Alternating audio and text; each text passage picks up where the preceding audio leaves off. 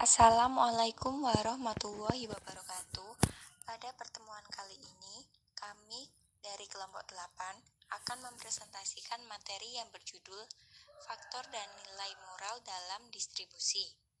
Sebelumnya, perkenalkan anggota kelompok kami. Yang pertama, Nabila Kurnia Pangestuti, NIM 4120195. Yang kedua, Sitauli Zulfa, NIM 4120196.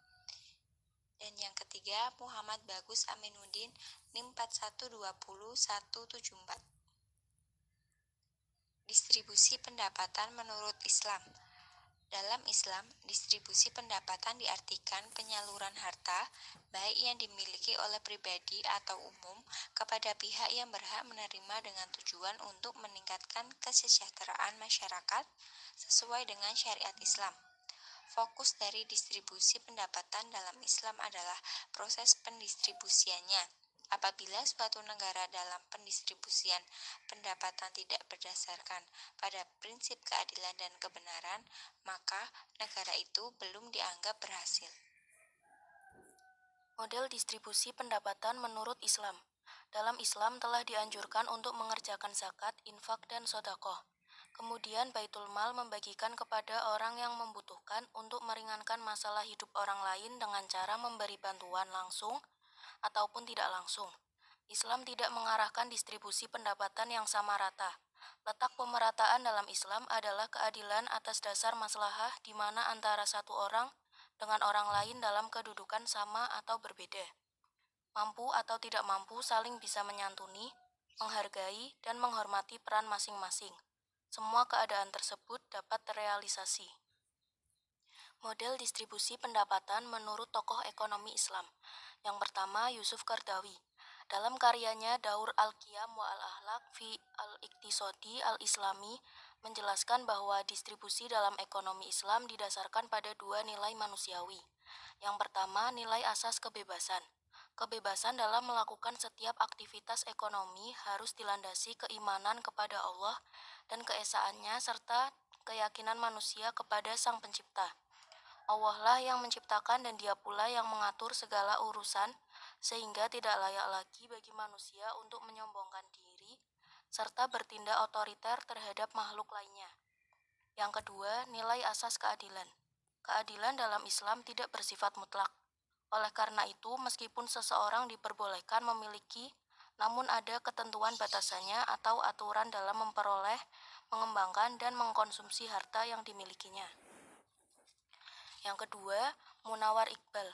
Dalam buku Distributive Justice and Need Fulfillment in an Islamic Economy, menjelaskan bahwa secara umum tujuan distribusi dalam Islam dapat dilihat dalam dua aspek.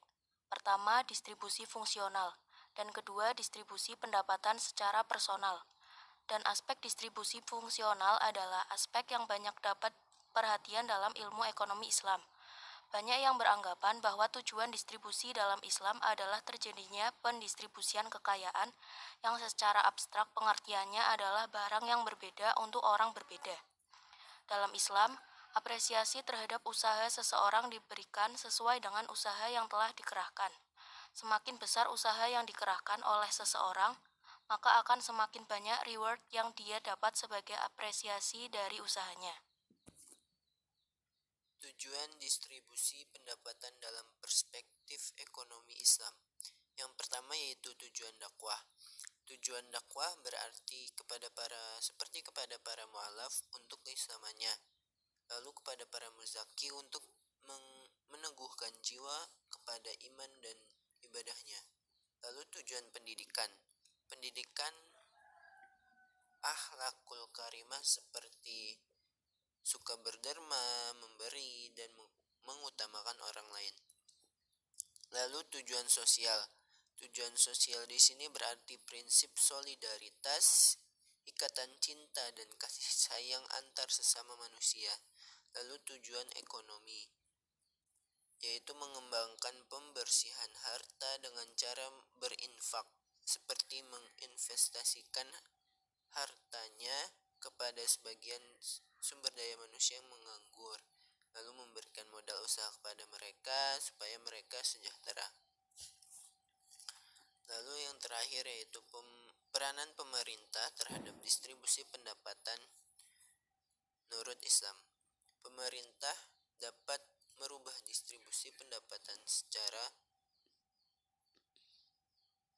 langsung dengan pajak yang progresif, yaitu relatif beban pajak yang lebih besar bagi orang kaya dan relatif lebih ringan bagi orang miskin, disertai dengan subsidi bagi golongan miskin. Itu baru merupakan konsep pemerataan yang benar dalam konsep ekonomi Islam, yaitu berdasarkan keadilan.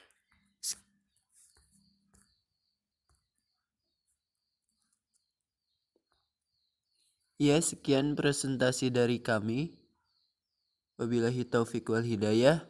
Wassalamualaikum warahmatullahi wabarakatuh.